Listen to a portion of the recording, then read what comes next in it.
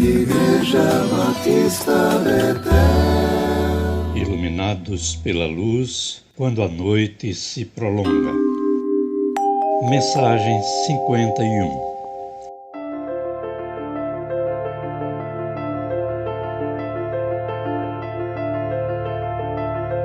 Bendirei o Senhor em todo o tempo.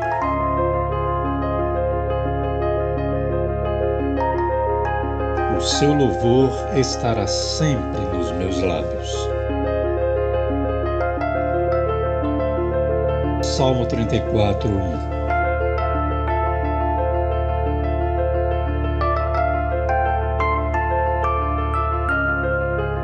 Esse salmo começa com um bendito, uma beraká, palavra hebraica que expressa uma relação com Deus construída numa caminhada de fidelidade e profundidade. Quando esta palavra aparece na Bíblia, é a partir de alguém que tem intimidade com o Senhor e não de quem o consulta e o busca ocasionalmente. Não se vive uma experiência como a que o texto de hoje descreve sem uma longa cumplicidade com o Deus eterno. Davi, no começo de sua caminhada com Deus, viveu momentos de êxtase como poucas personagens bíblicas o conseguiram. Há salmos belíssimos que nasceram desse face a face com Deus, de onde se sai sempre humilde.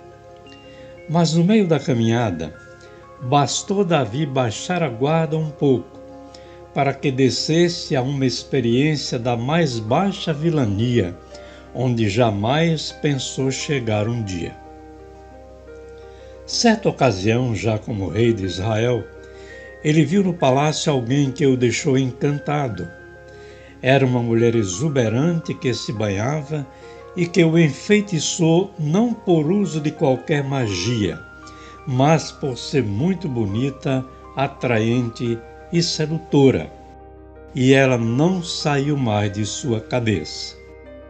Ele soube que ela era casada com um dos seus comandantes do exército, Urias, que por sinal estava no fronte da batalha, lutando por ele, lutando pelo seu reino.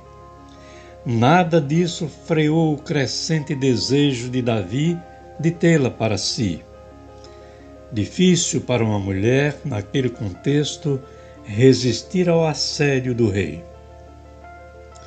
E os dois passaram a coabitar, até que ela ficou grávida. O Salmo 42:7, de autoria dos filhos de Coré, diz: um abismo chama outro abismo, ao fragor das tuas cachoeiras, todas as suas ondas e vagas passaram sobre mim. Era isso o que estava por acontecer a Davi. Ele então articulou com a mulher um plano e o pôs em prática. Ordenou que trouxessem Urias do fronte da batalha para que tivesse um descanso e pudesse coabitar com sua esposa, Batseba. Assim o problema estaria resolvido. O que teria acontecido a Davi se, após o primeiro olhar, ele tivesse começado a bendizer e louvar ao Senhor? A história poderia ser outra, a da fidelidade em meio à tentação. Mas aconteceu um imprevisto. Urias não aceitou o presente do rei. Era um comandante e não tinha como viver momentos de prazer, mesmo legítimo, enquanto seus homens lutavam e morriam pelo reino. Quando Davi soube, revoltou-se. O poderio do abismo é abissal. Davi então ordenou que colocassem Urias onde o risco de morte era maior, e ele terminou morrendo. O problema estava contornado, resolvido de uma outra maneira, mas resolvido. Ele podia casar-se legalmente com Batseba, o que aconteceu, e continuar sua vida sem que ninguém soubesse do adultério, da traição ao seu comandante e da trama macabra que o vitimou. Mas um profeta chamado Natã soube, e num face a face com Davi, sem medo do rei, disse-lhe contando uma historinha o que ele havia feito. E Davi desmoronou. Caiu em si vendo a monstruosidade de suas atitudes. O Salmo 51, que lhe é atribuído, é um salmo confessional, onde ele abre o coração diante de Deus e lhe suplica que o perdoe e crie nele um novo coração. E Deus, por sua misericórdia, faz isso. Jesus Cristo, vez por outra, chama a atenção de seus discípulos, dizendo-lhes para vigiar e orar, a fim de não entrarem em tentação, porque depois de entrar, é difícil sair. No livro de Atos dos Apóstolos, primeiro documento sobre a história da igreja cristã, Davi é reverenciado pelo apóstolo Paulo como o homem segundo o coração de Deus, Atos 13, 22.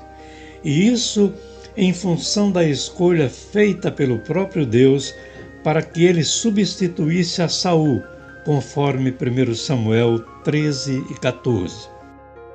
Mas mesmo o homem segundo o coração de Deus fraquejou e caiu tristemente ao não viver a prece da Beracá quando mais teve necessidade dela. Que nunca percamos de vista a lição dessa história e desse texto bíblico. Bendigamos ao Senhor em todo o tempo e que o seu louvor esteja sempre presente em nossos lábios, principalmente se a sedução do tentador, seja ela qual for, estiver flagrantemente diante de nós. Amém.